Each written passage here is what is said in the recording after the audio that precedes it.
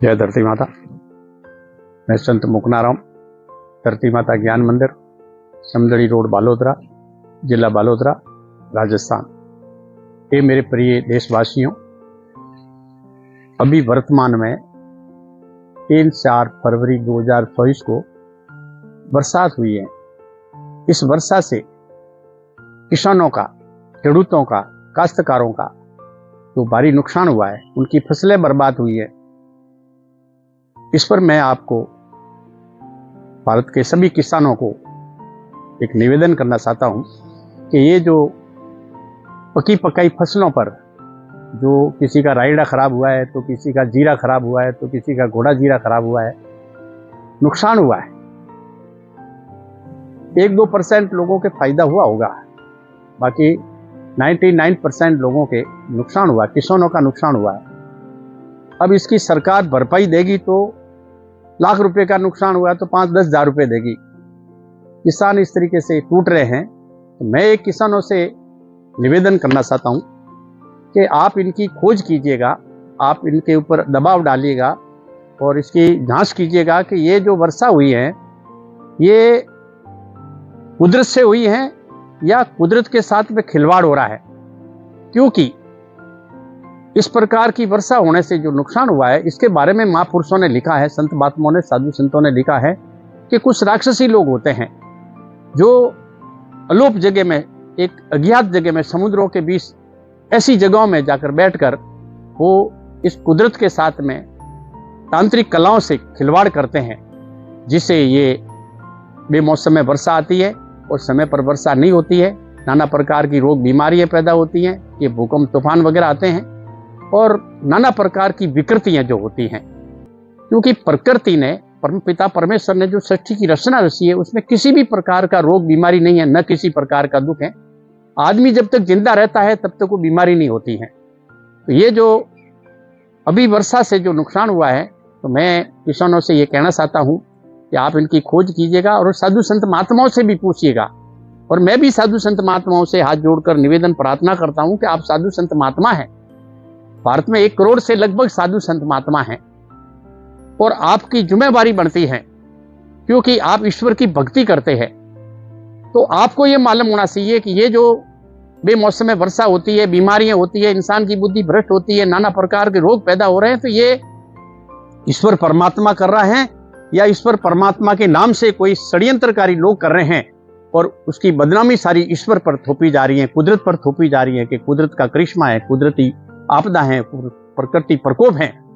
ये ऐसा कहा जा रहा है, जबकि ऐसा नहीं है।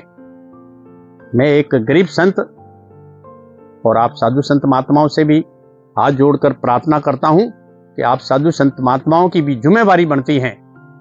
आप इनकी खोज कीजिएगा कि ये जो अभी जो वर्षा हुई है, कहीं ओले पड़ जाते हैं और नाना प्रकार का नुकसान हो रहा है, किसान बर्बाद हो रहे हैं। और किसान तो देश का अन्नदाता है, ऐसा महात्माओं ने लिखा है, अन्न पैदा करने वाला। और जब किसानों के ऊपर ये सूरी पड़ती है, तो साधु संतों का कर्तव्य बनता है कि इनकी खोज करें और इनका पता करें कि वास्तविकता में ऐसा कौन कर रहा है। और मैंने जो महापुरुषों के अध्ययन को पढ़ा है, अध्ययन किया, अनुभव किया है, इसलिए मैं आप लोगों को ये निवेदन करता हूं कि आप इसकी खोज कीजिएगा। आप भी इनके ऊपर अध्ययन कीजिएगा, गौर करें कि ये प्रकृति के साथ में जो खिलवाड़ हो रहा है, ये परमपिता परमेश्वर की कुदरत है या कुदरत के साथ में कोई षड्यंत्र हो रहा है। क्योंकि हमारे धर्म ग्रंथों के अंदर देवताओं, राक्षसों का वर्णन किया गया है कि राक्षसी लोग होते थे, वो देवताओं को छल कपट से, तांत्रिक कलाओं से, ऐसी जादुई विद्याओं से देवताओं के साथ में छल करते थे और वो अपने शासन करने के लिए नाना प्रकार का ऐसा षड्यंत्र करते थे। ऐसी बातें हमारे धर्म ग्रंथों में लिखी हुई है। तो ये जो आज किसान बर्बाद हो रहा है, किसान मजदूर हो रहा है, किसान गरीब हो रहा है, देश में भूखमरी बढ़ रही है, देश में नाना प्रकार की विकृतियां आ रही है, इंसानों में प्रेम नहीं है, भाई भाई, बहन भाई, माँ बेटा, पति पत्नी लड़ रहे हैं, यहाँ तक कि साधु महात्मा भी आपस में लड़ रहे हैं, नेता आपस में लड़ रहे हैं और समाज के प्रतिष्ठित लोग जो पंच भी लड़ रहे हैं। तो फिर इस देश की रक्षा कौन करेगा? देश की रक्षा के लिए साधु संतों का कर्तव्य बनता है, धर्म की रक्षा के लिए। आज जो सनातन हम कर रहे हैं, आज सनातन खतरे में है। यदि आप सनातन को बचाना चाहते हैं तो आप इनकी खोज कीजिएगा। और जो भारत में गौ हत्या हो रही है, इसके ऊपर तो महात्माओं ने लिखा है कि गौ हत्या, गाय का हवन करते हैं, गाय की बलि देते हैं, तब ये ऐसी बीमारियां पैदा होती है, ऐसी बेमौसम में वर्षा होती है, नाना प्रकार के रोग पैदा होते हैं। तो ये जो कोई षड्यंत्र हो रहा है, तो आपसे मेरा निवेदन है कि आप साधु संत महात्मा गौर करें। और मैं किसानों से भी निवेदन करता हूं कि आप किसान लोग हैं, सभी इन साधु संत महात्माओं से पूछे कि ये प्रकृति के साथ में खिलवाड़ हो रहा है, हम बर्बाद हो रहे हैं। हम जैसे ही अब जैसे सर्दी का समय था, भरपूर सर्दी, और इस सर्दी के अंदर रात को खेत में कुएं पे अकेला आदमी खड़ा रहकर, नंगे पांव खड़ा रहकर उसने जो ये पाणत की है, पोवाई पिलाई की है, फसलों को बोया है, फसलों को पानी पिलाया है ऐसी ठंडी में, और उसने ऐसी मेहनत की, और आज ये फसलें बर्बाद हो गई। तो फिर इस किसानों की रक्षा कौन करेगा? ईश्वर परमात्मा ने संपूर्ण शक्ति आदमी को दी है, क्योंकि आत्मा ही परमात्मा है और सभी के अंदर ईश्वर की शक्ति है। इसलिए जो भी इस धरती पे कोई कार्य हुआ है वो इंसानों ने किया है, क्योंकि षड्यंत्र करने वाले शैतान लोग, राक्षस लोग हैं, वो भी इंसान है। और जिन्होंने देश की रक्षा की, गरीबों के ऊपर दया की, और उनके दिल में दया थी, इसलिए उनको देवता कहा गया है। इसलिए मैं आपको साधु संत महात्माओं को निवेदन करता हूं, और आप करें, इनकी खोज करें और इनका पता करें कि ये ऐसा विकृति क्यों आ रही है, इस प्रकार से ये षड्यंत्र क्यों हो रहा है। और किसानों से भी कहता हूं कि अगर आप लोग नहीं जागे तो दूसरा कोई ईश्वर आपको जगाने नहीं आएगा, क्योंकि ईश्वर की संपूर्ण शक्ति आपके अंदर है।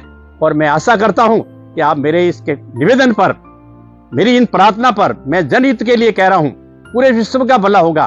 क्योंकि जो राक्षस लोग जो है वो राक्षसी विद्या से जो कोई जाल करते हैं तो इस धरती को दुखी करते हैं, और धरती को दुखी करते हैं तो संपूर्ण इस धरती पे रहने वाले जो मनुष्य, पशु, पक्षी, प्राणी मात्र दुखी होता है।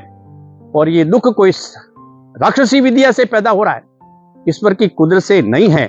मैं आशा करता हूं कि आप मेरे निवेदन पर साधु संत महात्मा और किसान लोग और देश के आम प्राणी जागे और इसकी खोज करें, जिससे इस दुनिया का दुख मिटे, हम आराम से एक दूसरे को देखकर खुश हो सकते हैं और धरती में वापस शांति से रह सकते हैं।